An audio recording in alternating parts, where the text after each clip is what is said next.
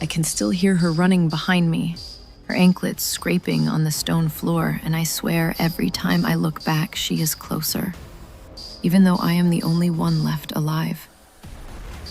I'm not turning around because I know if I see her face again, I will never stop screaming.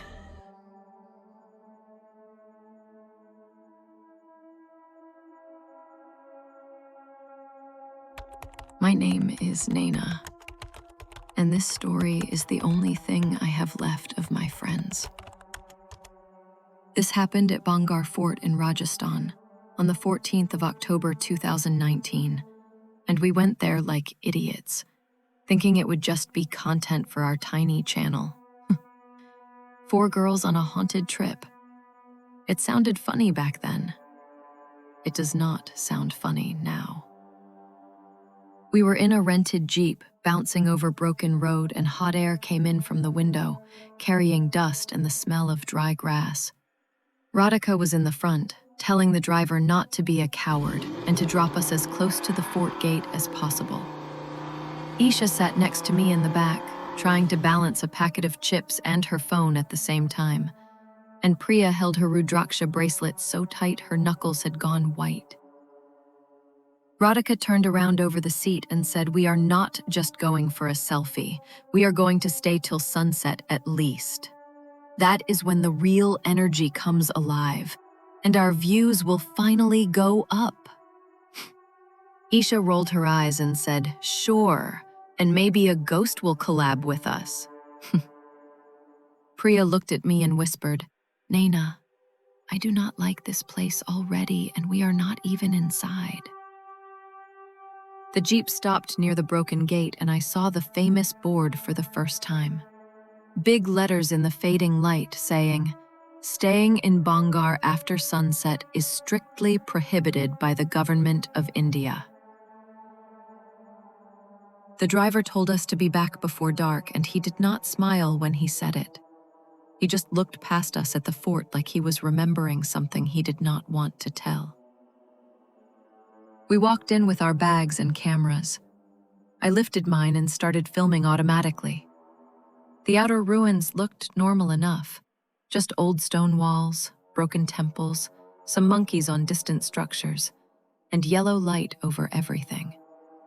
Isha posed on a fallen pillar and said, "Welcome to my haunted empire, guys. Please like, share, subscribe before I die." Even Priya smiled for a second. But the smile vanished when we went deeper, and the sounds of the road disappeared behind us. Inside the inner sections, the air changed. It felt heavier, like walking into a room where someone had been crying a few minutes ago. There were no birds, no tourists, just our footsteps and the crunch of gravel under our shoes. I did not say anything, but my stomach felt tight. We reached a narrow lane between 2 ruined havelis, and I lifted the camera to get a nice shot of the broken balcony lines against the sky. As I zoomed in, I saw someone standing in one of the dark windows, a woman shape in pale cloth, head tilted slightly to the side as if she was listening to us. I blinked, wiped my lens, looked again, and the window was empty. I told myself it was just a shadow, and I did not tell the others because I did not want to sound scared first. We kept moving, following Radhika because she said she had watched a YouTube guide and knew the best path. Priya kept murmuring little prayers under her breath, and Isha poked fun at her, but even her jokes were getting softer. Then we reached the courtyard with the old stone well in the center. The sky had started to turn orange and everything looked washed out, like a faded photo. There was a flat metal plate resting on the rim of the well, and on it lay a single, fresh marigold flower, which made no sense because we had not seen any priest or ritual nearby. Priya grabbed my wrist and said, "Do not touch anything. This is someone's offering." Isha rolled her eyes and picked up the flower anyway, saying, "Relax, it is just a flower, not a curse." She tossed it into the well, and all four of us leaned forward, waiting to hear it hit something. There was nothing. No splash, no thud. Just a long, empty silence that felt too deep, like the well swallowed even the sound. For a moment, I felt every hair on my arms stand up. Then from somewhere behind us came the faint sound of anklets. One soft step, like someone had moved just once. We all turned at the same time. The courtyard was empty. The broken walls looked the same as before, but the air felt colder. Isha said, "Must be some local woman hiding and laughing at us." But no laugh came back from the stones, and there should have been an echo. Radhika checked her phone and said, "It is only 5. We have more than an hour before sunset. Stop panicking."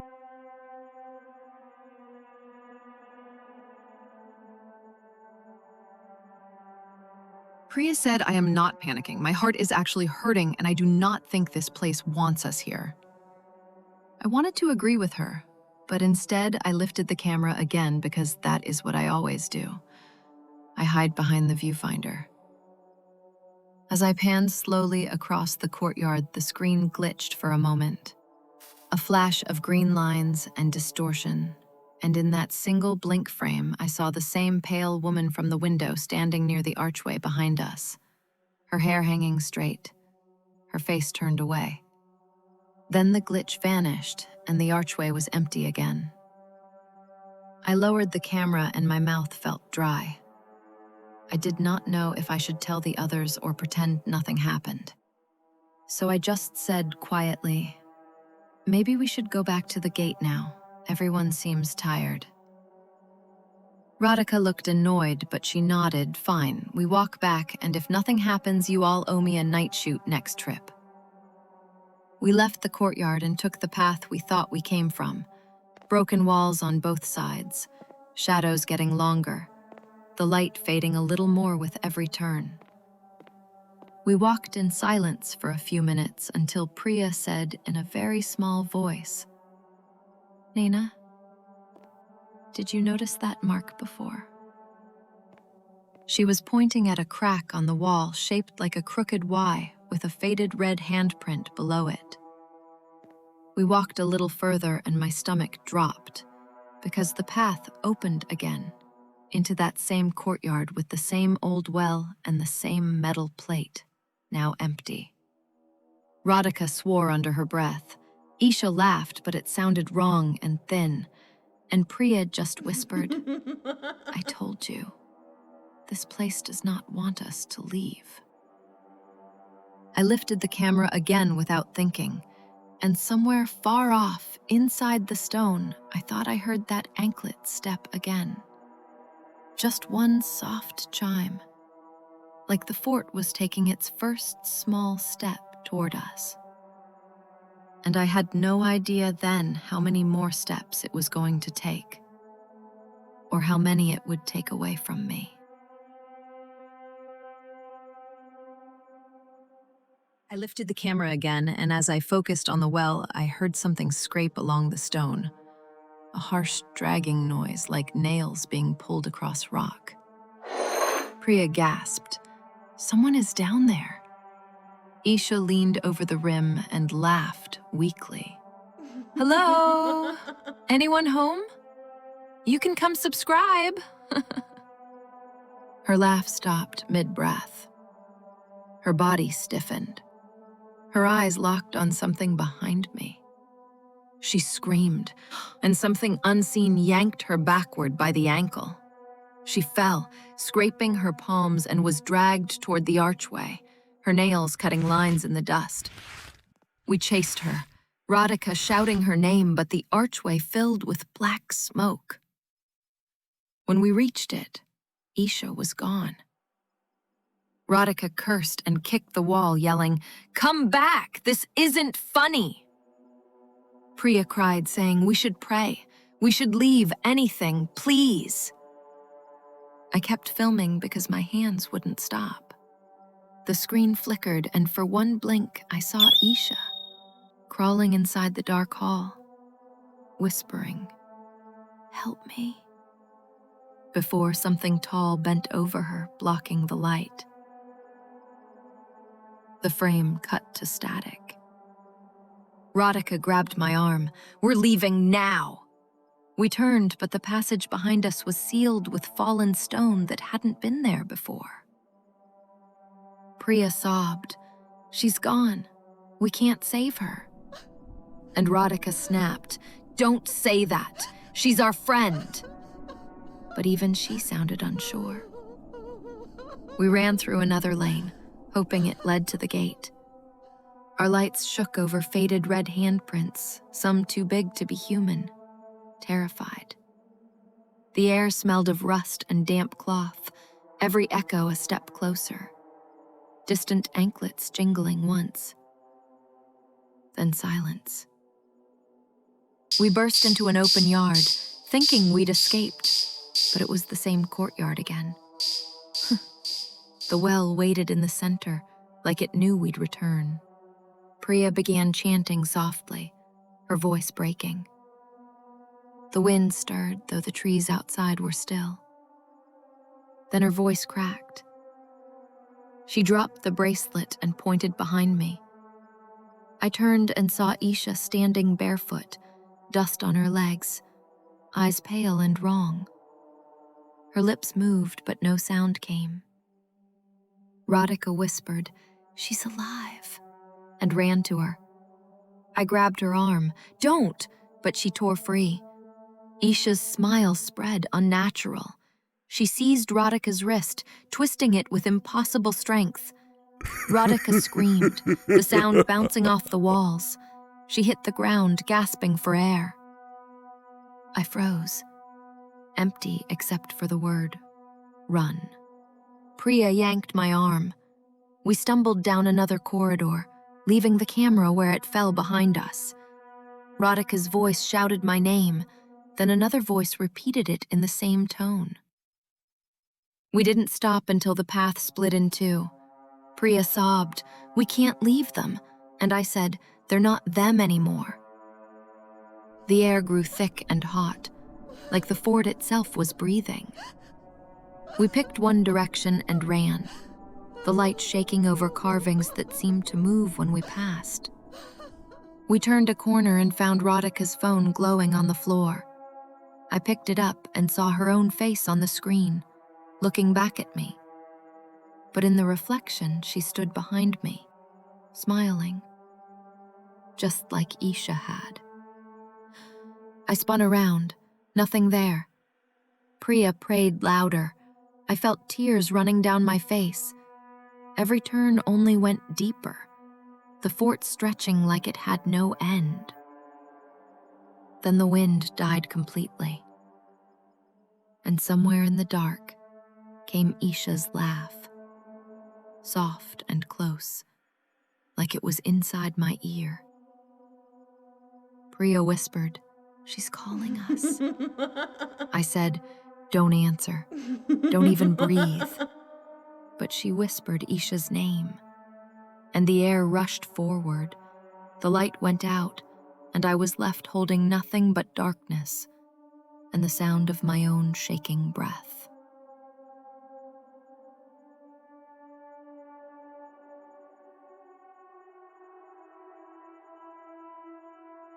The darkness pressed against my eyes until I couldn't tell if they were open or closed. Somewhere beside me, Priya was whispering my name, the sound trembling like it was afraid to exist. I turned the light back on and the beam cut through floating dust. The floor was smeared with long drag marks leading away from us. We moved fast, half running, half stumbling.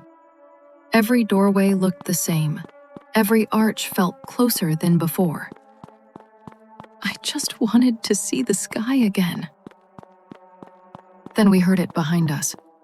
The sound of feet sliding across rock, the weight of something dragging itself forward. Priya screamed, "Run!" And we did. We burst into the courtyard again, the same well waiting like it knew we'd return. And on the rim stood Isha, or what was left of her. Pale eyes rolled white, hair matted with dust. She smiled at us like nothing was wrong and said softly, "Come back. It's almost sunset." Radhika charged forward, swinging a broken stick, screaming her name. Isha caught her wrist too easily, twisting until bone cracked. Radhika collapsed, her scream echoing through every wall. I grabbed Priya's hand and pulled her toward the gate. Behind us, the fort roared like thunder. We didn't stop until the outer path opened, the real sky above us gray with evening. The jeep driver was already shouting, "What happened? Where are the others?" We said nothing, just got in, slammed the doors, told him to drive. Halfway down the mountain road, I looked back through the rear window and saw Radhika walking out of the fort gate alone, dust rising behind her. She was smiling. The same dead smile, eyes blank like glass. She climbed into the jeep without a word and sat next to Priya, staring straight ahead. No one spoke. The driver just kept muttering prayers under his breath. 10 minutes later, Radhika turned her head toward me. Her voice calm, too calm. "You should have stayed," she said. I looked away, closing my eyes for 1 second, and when I opened them, she was gone. The seat beside Priya empty, the door still locked.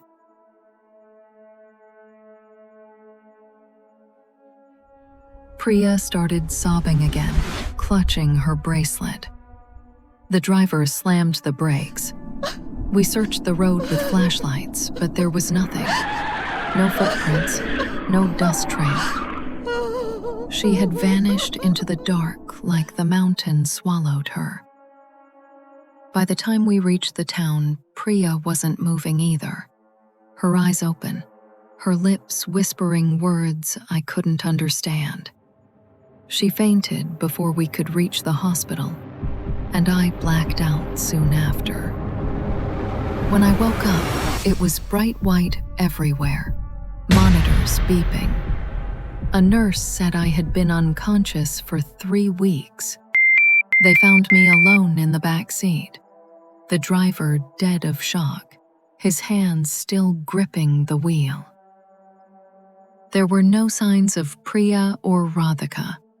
No bodies, no tracks, not even fingerprints inside the car. They told me I screamed their names every night for the first week. The police searched the fort, the forest, the entire valley. Nothing. No clothes, no phones, no blood. It's like they never existed at all. I'm home now. They say I'm safe. But sometimes when I close my eyes, I hear the sound of anklets on stone. And when I look into the mirror for too long, the reflection smiles before I do. They have never been found. No traces, no memories, except me. And sometimes I wonder if I really came back at all, or if something else did instead.